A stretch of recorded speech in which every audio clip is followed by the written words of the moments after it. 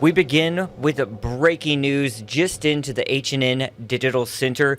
City prosecutor just wrapped up a news conference a short time ago regarding a deadly officer-involved shooting from last year. That's right. It happened in Kaka'ako, and Steve Alm says the use of deadly force in that barricade situation was justified. Our Dylan Ancheta was at the press conference and joins us live now with the details. Dylan.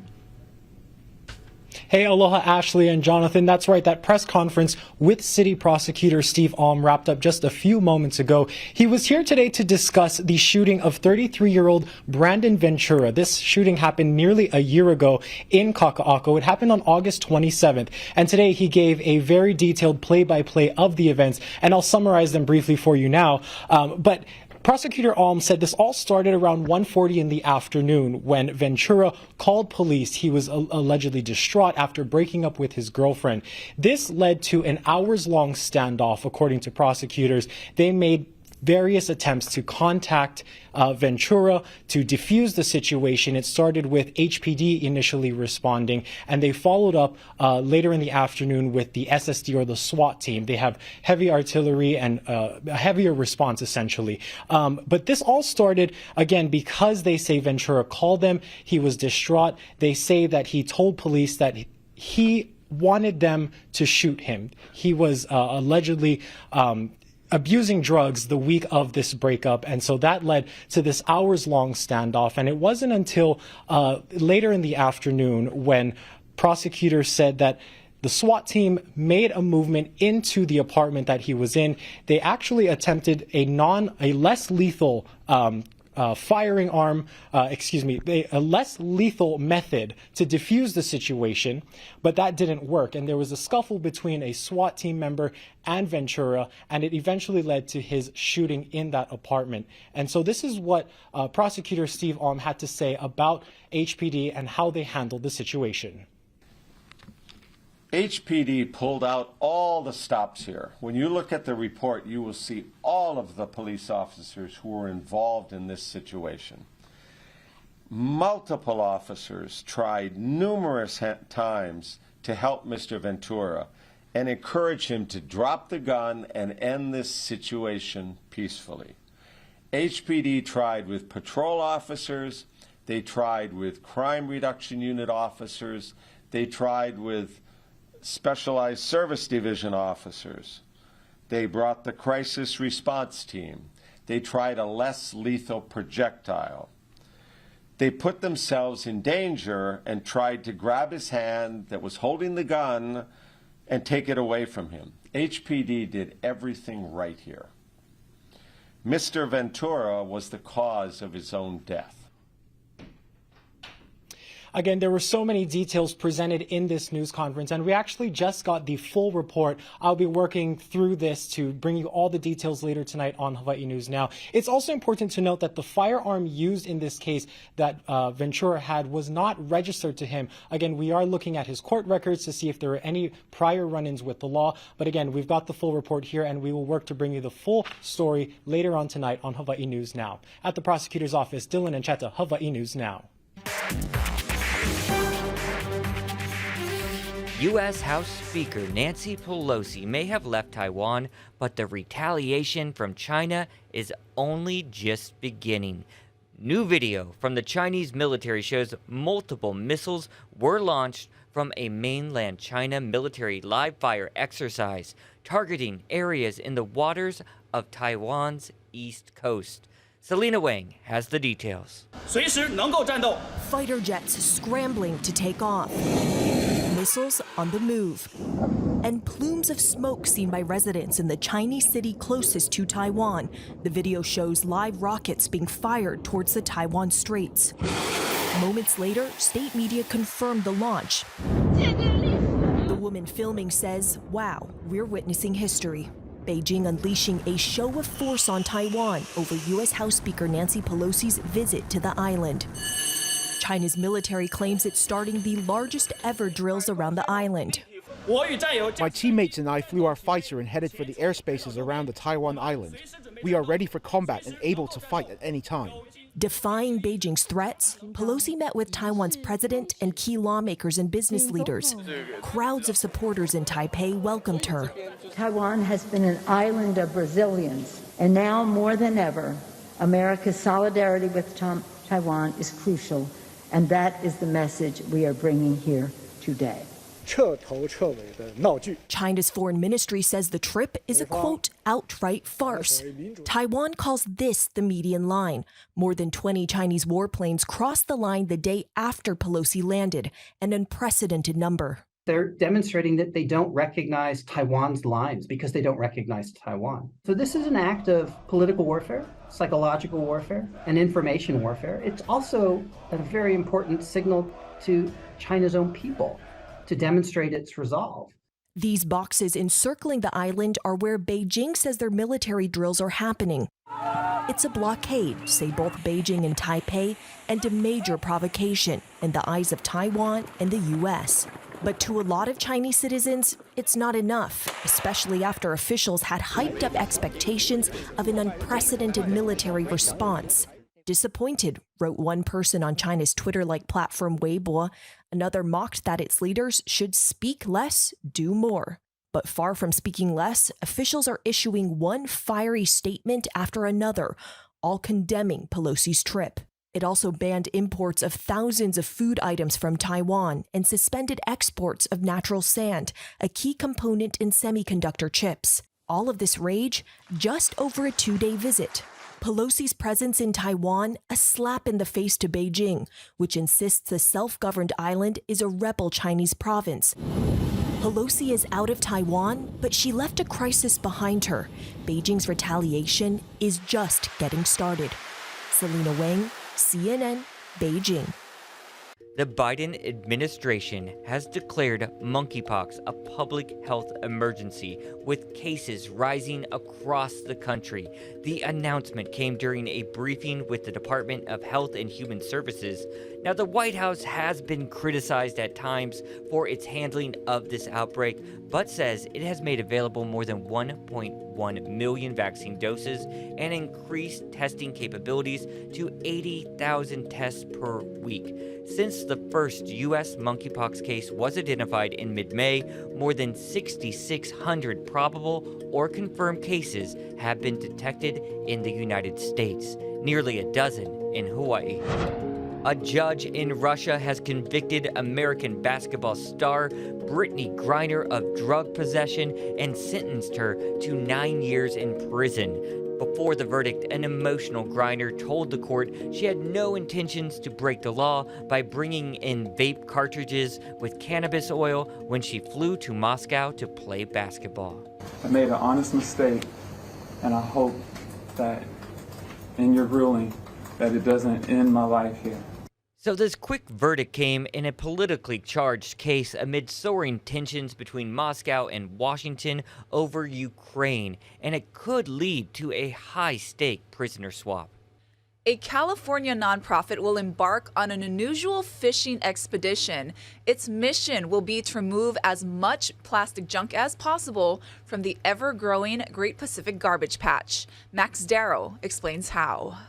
The sailing ship Kauai recently returned from its latest fishing trip to the North Pacific Gyre, also known as the Great Pacific Garbage Patch. Its catch, tons of abandoned fishing equipment, single-use plastics, and household goods. It's a very sad and eerie feeling to be in the middle of the ocean and to see our own garbage floating out there. Located halfway between Hawaii and California, the floating mess contains more than 1.8 trillion pieces of plastic, which amounts to about 250 pieces of debris for every human on the planet. Plastics that are made to last for 50, 100, 200 years are not things that belong in our ocean. The Kauai covered more than 4,600 nautical miles between San Francisco and Honolulu. After a 45-day trip, the Ocean Voyages Institute crew pulled 96 tons of waste like this out of the Pacific Ocean. One thing that we encountered out there was just a great amount of consumer plastics. All those types of things, they end up thousands of miles out in the Pacific. Mary Crowley is the founder of Ocean Voyages Institute. She says every piece of trash will be repurposed, recycled, or upcycled into building blocks, insulation, furniture, and even energy. We've worked with H-Power in Hawaii, where they use it to power homes. We've turned it into fuel. The Kwai and ships from other organizations are working as fast as they can to keep the floating dump from growing larger. This vessel and others like it could be out there for decades doing this job and keep coming back with cargo holds full of plastic for years to come. That is, unless humans change their habits and consumption of single-use plastics. Max Darrow, CBS News.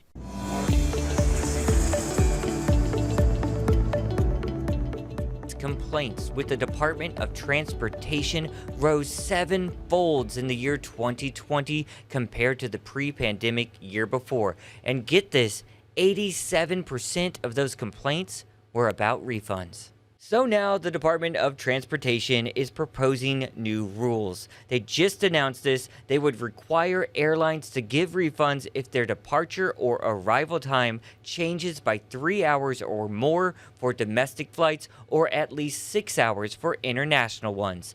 Refunds would also be due if the airline changes the passenger's departure or arrival airport, adds stops to their itinerary, or causes, quote, significant downgrade in travel experience by switching to a different type of plane. And this is important. The rule would also apply even for travelers who buy non-refundable tickets, which usually cost less and are favored by many leisure travelers. Here's what the Transportation Secretary had to say about all this. Now, the way rulemaking works, I don't just get up in the morning and sign it. We take input. We want to make sure that we're being thoughtful. And so right now, if you have input on this proposed rule, there's a window to make your voice heard at the Department of Transportation website. Now, the department will take public comments on this proposal for 90 days. National parks are growing in popularity. Casey Lund tells us how many people are visiting Hawaii's national parks and how much they're spending.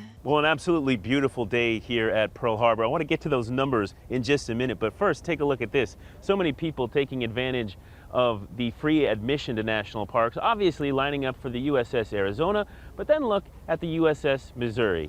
And we'll zoom out and you'll see how absolutely dwarfed that is compared to the USS Abraham Lincoln, the aircraft carrier in town for RIMPAC. It was the last day and a special treat for so many of the visitors that came to the World War II historic sites today. We've only been here a couple of days. Visiting from Tennessee. We have a son-in-law who's in the Army, and we've known about the Arizona for a long time. Brian and Barbara Williams are on a mission. This is our 50th state, so that was kind of on our bucket list to travel to all the states, so this is our last one. We're also visiting all the national parks in the United States, so we will get 2 on this trip. They're part of a growing number of Americans heading back to national parks in bigger numbers. We haven't gone anywhere for several years, so we're trying to get out and around and do some more traveling. It is something we're seeing across the National Park Service, those individuals coming out of pandemic, wanting to go and see the national parks, starting to also see foreign visitors start to bump up a little bit, and we'll probably see that continue to grow as things kind of normalize. And they're spending money. Last year, there were 1.3 million visitors at Hawaii Volcanoes National Park, spending around $117 million. There were 1.2 million visitors at the Pearl Harbor Historic Site, spending around $223 million. And on Maui, 853,000 visitors at Haleakala National Park, who spent around $61 million. I had to buy plane tickets and hotel reservations just a couple months ago, so it was kind of, a little bit more expensive. But it was well worth it. I mean, it's a once-in-a-lifetime thing for me, so I'm like, hey, let's put it on the credit card and I'll pay it off over the year. Brian Minnick is a Navy veteran whose little brother also serves on board the USS Abraham Lincoln in port for RIMPAC. Well, today my brother and I are going to take the tour with the Arizona, and then we're going to check into the ship later because I flew in from Kansas City, and we're going to put me on board, and then once we put me on board, tomorrow we're pulling out with a bunch of other family members, and they're called a Tiger Cruise, so we're called Tigers, and so we're going to sail with the ship back to San Diego. and when we get to watch flight ops and stuff. And it's going to be a 5-day float trip for us, so it's going to be kind of cool being out at sea. It's been 29 years since I've been at sea, so. And hey, if you missed the free admission at national parks today, don't worry. There's more opportunities coming up later in the year, plus a really cool program, Every Kid Outdoors, where your 4th grader can get free admission all school year long. All that information is at the National Park Service website. We have that at hawaiinewsnow.com. Reporting at Pearl Harbor, I'm Casey Lund. For now, we'll send things back to you.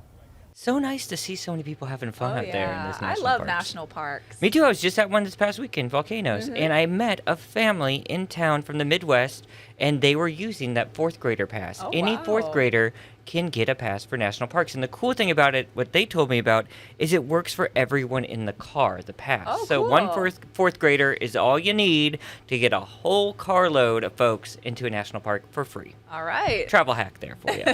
All right, taking you live outside to St. Louis, Missouri. Look at that gateway arch there with those beautiful, beautiful clouds rolling in behind it. Yeah, it's 82 degrees there in St. Louis and 84 degrees here in town. Let's see what the weather is shaping up to be. Here's Guy Hoggy.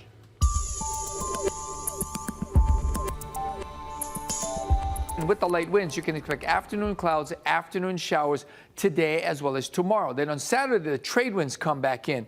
But on Monday, the remnants of Georgette will likely to come in to the Big Island and to Maui with more scattered showers. So a little bit damp on Monday.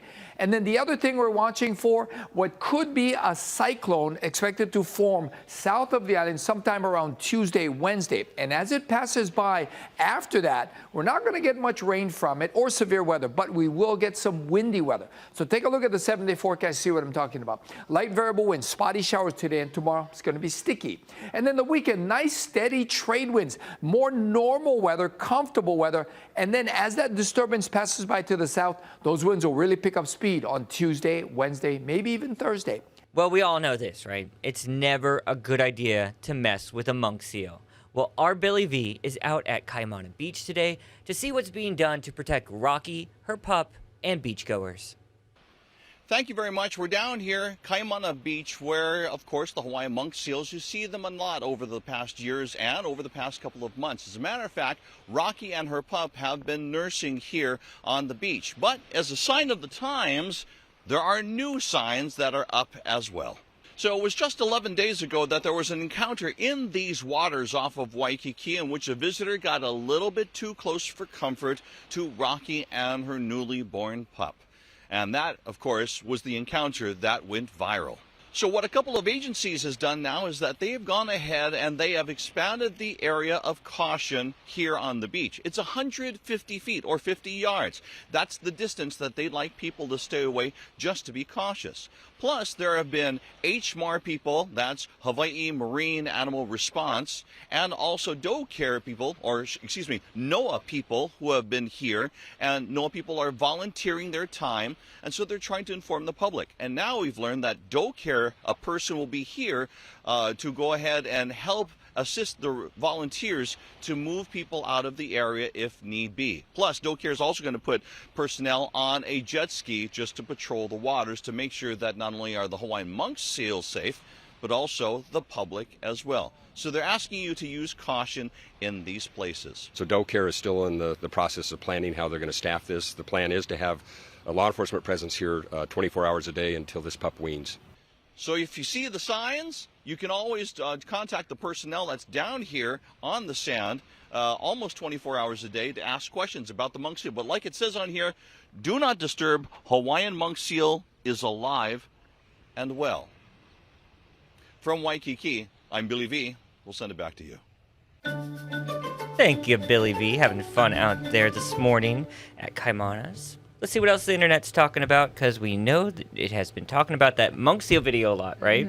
All right, so more news from our oceans. Yep, parts of the Great Barrier Reef have recorded their highest amount of coral cover since monitoring began 36 years ago. Really good news here. Yeah. An Australian Institute of Marine Science survey found an average hard coral cover in the upper and central areas of the reef increased by about a third really, really good news there, because we all know what's been happening there, right? All that coral bleaching has been going on over and over again. It really concerned people about this treasure on our planet. So, bleaching is the result of warmer than normal water temperatures, which triggers stress on those corals, and that's what's known as bleaching. It takes decades to recover. Experts caution while the report was a sign of progress, the reef remains at risk. It's so beautiful. Yeah, speaking of beautiful, this time-lapse sequence, check it out, Yeah. shows activity in Halima'uma'u at the summit of Kilauea from March to August. Now, the video shows the rise of the crater floor from lava supplied beneath the surface crust, lifting the crater floor in an endogenous process. Now, it also shows lava erupting sporadically and resurfacing portions of the crater floor. So cool. So cool. And for our podcast listeners, it's really like old school Jiffy Pop. Is Sure. what it Yep. reminds me of, that aluminum foil just Yeah. blooming up and getting ready to pop. Very cool video. We'll try to post that for you separately on our H&N digital platforms. Speaking of lava, there's a new eruption on our planet. It's happening in Iceland. Ian Lee has those details of this marvelous viewing in our Good News Now.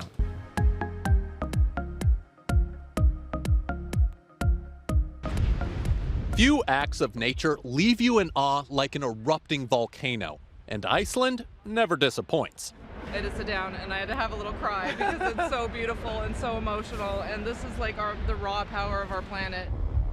About 10,000 earthquakes ushered in this latest sound and light show just outside the capital, Reykjavik. Fountains of lava are shooting up to 100 feet in the air, drawing thousands of tourists, including this California couple. The sound of the lava erupting and the dramatic splashing, it's very, very exciting. Wednesday's eruption unleashed its raw power not far from last year's volcano that entertained more than 400,000 folks over 6 months. But this latest performance takes a bit more hiking to get to, about 90 minutes. I loved the eruption last year as well, especially in the beginning. But this is like special with the lava, huge fountains like popping out in the middle. Known as the land of fire and ice, Iceland has 32 active volcanoes, the highest number in Europe, meaning if you miss this show, there's bound to be another. Ian Lee, CBS News. That Gorgeous. shot behind the know. couple. Oh my gosh. So cool. A little close. Yeah. Yeah. Time for one more? Yeah, let's do All it. right, some food mashups make sense. Croissant and Ooh. donut called a cronut, pizza and tacos, Mexican pizza. But what about mustard and donuts? Well, this Saturday, August 6th, is National Mustard Day, so mustard maker French's is teaming up with Brooklyn-based Dough Donuts to celebrate with a brioche donut with a sweet and savory yellow mustard coating, topped with a yellow mustard cake crumble. I'd try it. I'd try it too. I like honey mustard. Yeah, the sweet mustard works. Yeah. It does. All right, guys, that's going to do it for This Is Now. Don't forget, we are podcasting here all the time at Hawaii News Now. Just go anywhere you get your podcasts. Search Hawaii News Now, and you'll find us. So many options for you there. And a programming note, KHNL will be having football, so First at 4, not going to air today unless the game runs short.